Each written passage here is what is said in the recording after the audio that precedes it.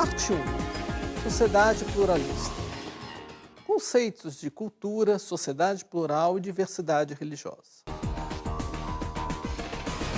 Cultura é o saber acumulado e transmitido de uma geração a outra, como valores universais, arte, folclore, entre outros, e interpretada como uma forma de vida, de ideias, atitudes, linguagens, práticas, instituições e estruturas de poder expressas por uma gama de práticas culturais, como formas de textos, cânones, arquitetura e mercadorias produzidas em massa, entre outras.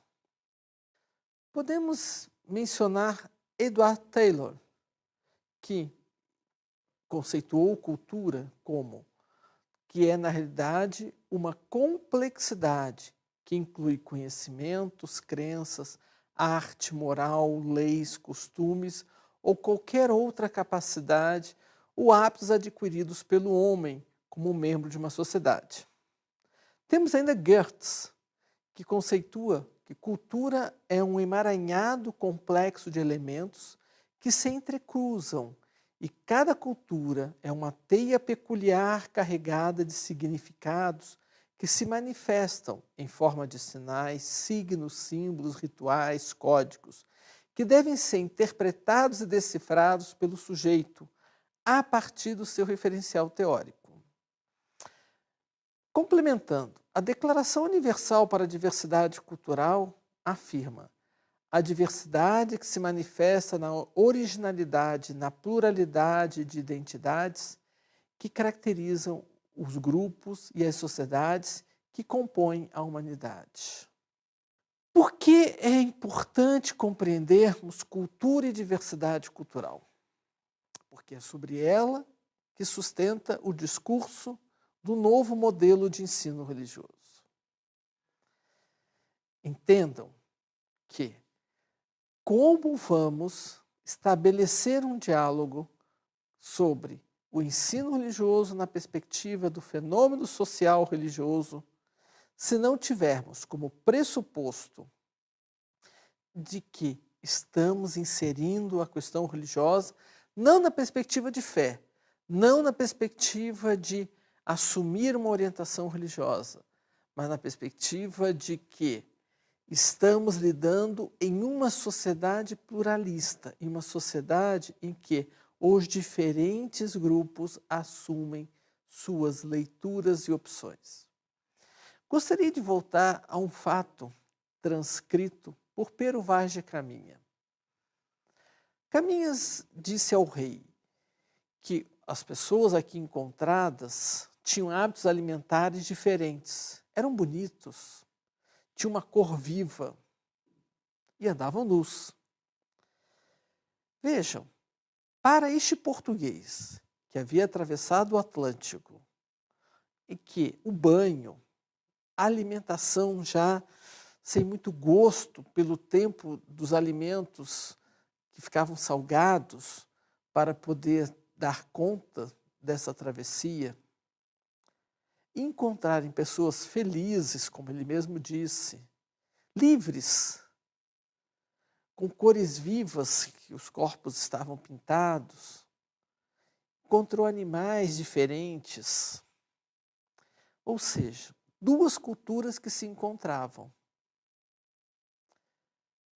E no meio dessa cultura estava o elemento religioso.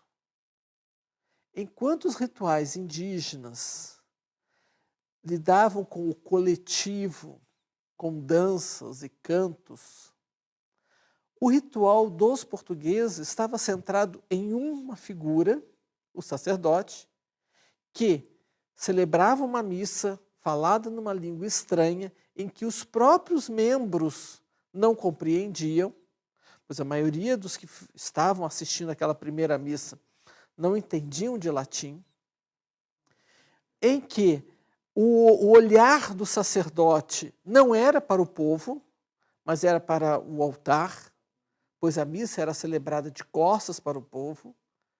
Então era uma situação muito estranha.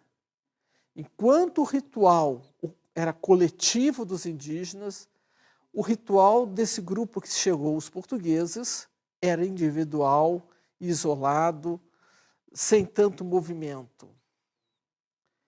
Como é que vamos hoje explicar para aquele grupo essa diferença? Ela não era apenas uma diferença ritualística, mas de modo de enxergar o mundo.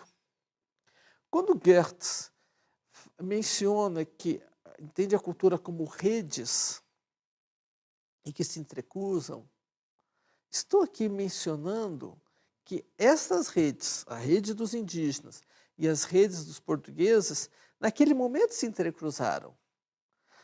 Provavelmente, um grupo não compreendeu o outro grupo.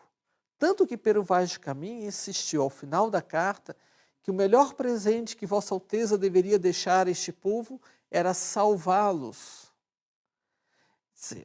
Acreditava-se que esta cultura, este ritual, esta leitura religiosa deveria ser assumida pelo grupo que aqui estava, porque esta cultura, esta religião, este modo de ver o mundo do grupo português era considerado mais importante, mais forte, mais importante, como já mencionei.